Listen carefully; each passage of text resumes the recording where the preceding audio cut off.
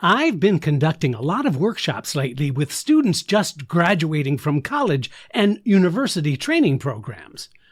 What I've discovered is that there are many students who've been given bad advice about their acting in film and television.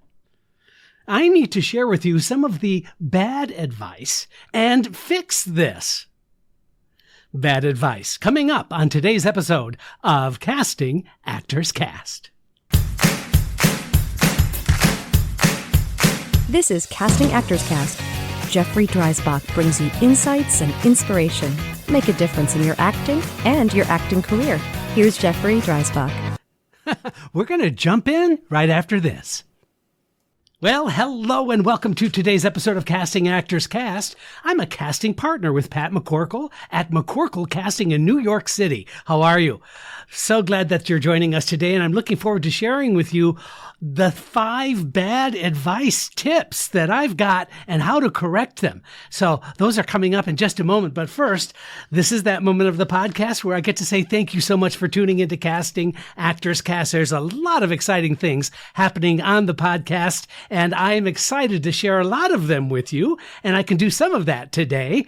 But first and foremost, if you haven't done so already, I invite you to please go check out the website, castingactorscast, all one word.com, castingactorscast.com, and there's a form there that says dive into the talent pool. If you do that, it's going to open up some freebies for you. One is a book on doing voiceover work. It's a 100-page PDF. You can simply download it or print it out, whatever you want to do, and that's absolutely free. The other is a free video called Casting Secrets, What They Don't Tell You. But I'm going to tell you if you just simply check out the website. Also at the website, I'm really excited because Creative Coaching Partners have requested that I put together a course on auditioning. And so the Art of the Audition is a course that I am teaching. You'll find it on a link on the landing page of the website, or you could simply Google Creative Coaching Partners and see all of the offerings they have available. So if you're interested in getting more in-depth knowledge about how to audition so that you can feel more comfortable and confident, I ask that you kind of check it out. It is a paid course, by the way. It's very reasonably priced. I think of it more like 1/10 of a decent acting class. So next up is something I'm really excited about. The Broadway Podcast Network has invited me to join them.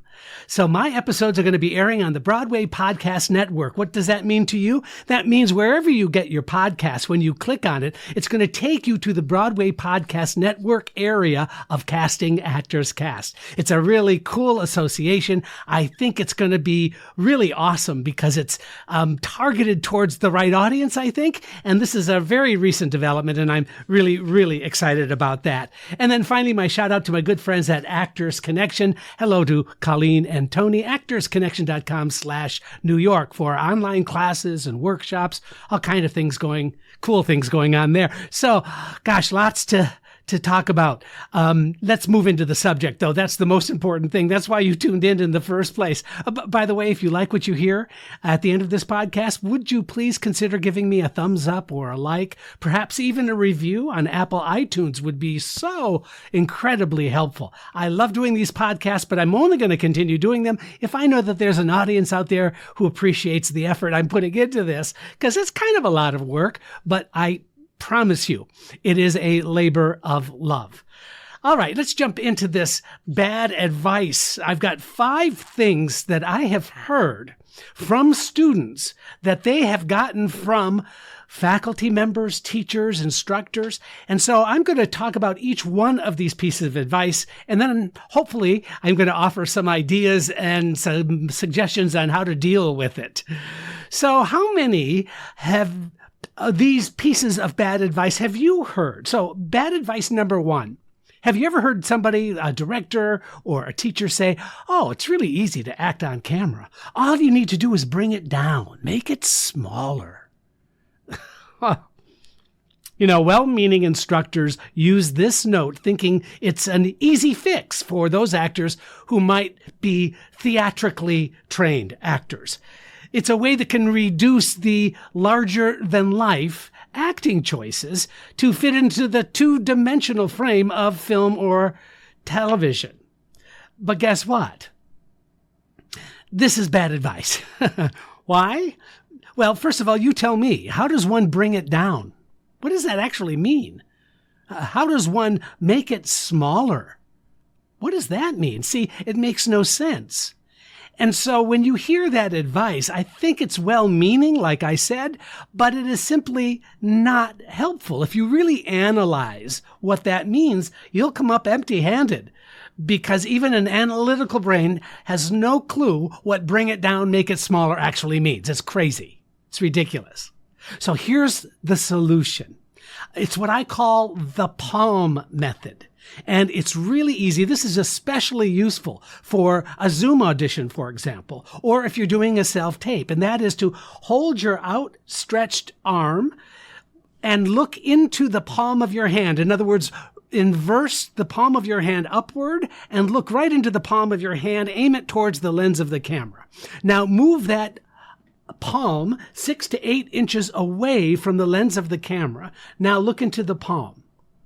Right there in your palm is the significant other in your scene. In essence, that is where your scene partner is in your scene.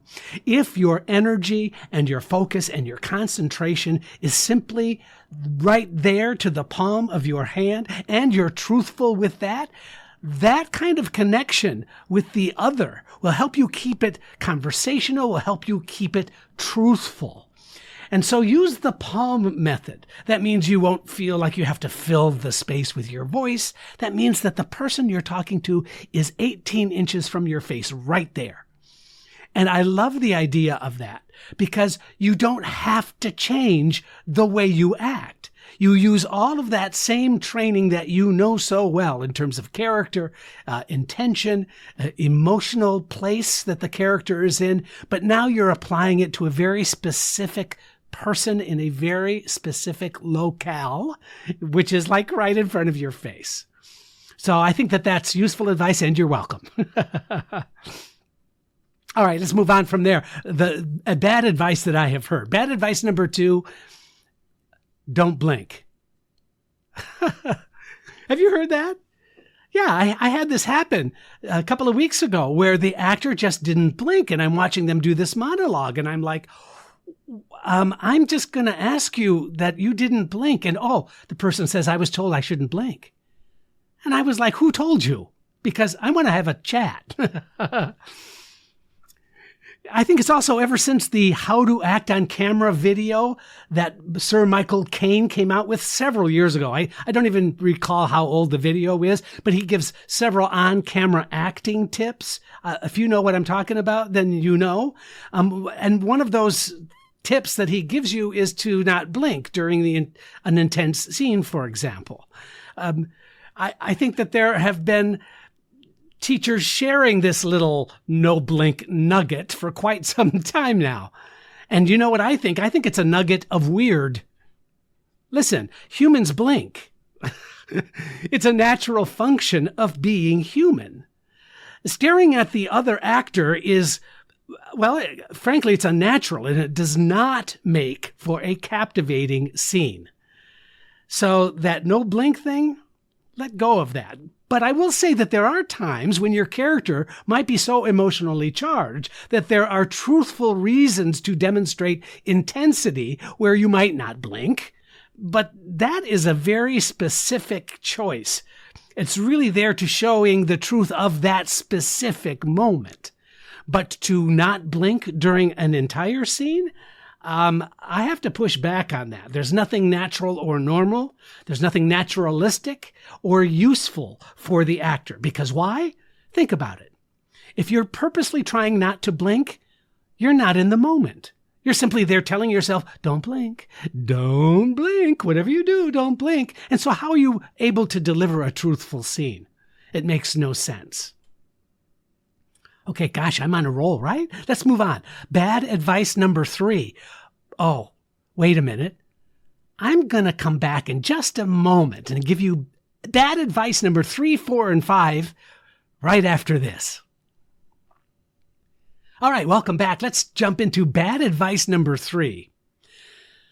You've been told it's all about the eyes, the window to the soul. Have you been told that? Have you been told that by a teacher or a director? It's all in your eyes. Just make sure it's all in your eyes. Now, this is often said to keep the actor conscious of where they're looking in order to keep the talent from moving. It's not that the eyes are unimportant, by the way. They are. Of course they are. But the actor needs to know that the eyes are attached to a brain. It's what you're thinking. It's how you process what you are hearing in the moment. It's you reacting to the other character with your thought through your eyes. That is the actual advice to embrace. It's not just about the eyes. It's about the eyes processing information through that emotional lens of your character. All right, I just want to take a moment and tell you I've just made you all a lot of money right now. And if you follow those 3 pieces of advice, I promise you it's going to make a difference in your acting when you've got a film and television opportunity. Okay, but let's move on because I got 2 more for you. Bad advice number 4, ignore the camera. Pretend it's not there. You know, that advice is usually said to keep the talent from feeling like they're being watched or observed or being judged. It's like a sage piece of advice so you can do your best. Well, you know what? I think reality is better suited for today's modern actor. Awareness of the camera is really important to your technique as an actor. After all, the audience needs to see you. Not giving the camera importance is the answer. Yes, it's there. Yes, you know what the shot looks like, but you are not giving it more importance than that. So awareness of the camera is really, really helpful. You certainly know how to cheat in or out of the moment or the scene because you are aware of where that camera is. It just simply makes sense. It's not like pretend it's not there. That makes 0 sense because you will always be reminded that you're not supposed to think that the camera is there. I mean, it just like takes you out of so much useful information about your acting. So don't do that. Know where the camera is. Know how the shot is set up so that you can do your work incorporating all of the environmental elements that are in front of you. Ooh, good. Nice phrase, right? Environmental elements. Okay, come on. That's the first time you've heard that today. Come on. All right, bad advice number 5. The bad advice is listening to the person who says, "How did that feel?" You know, you do a scene or you do a monologue and the director or the teacher, whoever, says, "How did that feel?" After they've given you a note and then you try doing the notes, doing the scene again. Let's do it this way. And you do the scene and then the director, "How did that feel?" You know what? It took me a long time, but this is so self-destructive. Why? Well, think about it. When somebody in authority says, "How did it feel?" it simply reinforces watching yourself while acting. In other words, it's conditioning that third eye that is always observing what we are doing while we are doing it. And because it's being reinforced, you're now stuck in a situation where you are constantly watching yourself. Getting lost in the truth of the moment is the goal, not evaluating how you are doing the scene during the scene. All right. Have you been told any of possibly all of these pieces of information? Have you been given this advice? Have you found it frustrating when you're given direction that doesn't connect with the way you feel the scene needs to go? Well, now you know a few of these bad habit tidbits. It's important to not listen to every piece of advice when it comes to on-camera acting, but to evaluate it through the filter of, common sense, practicality, and your own emotional well-being. Make smart, interesting choices.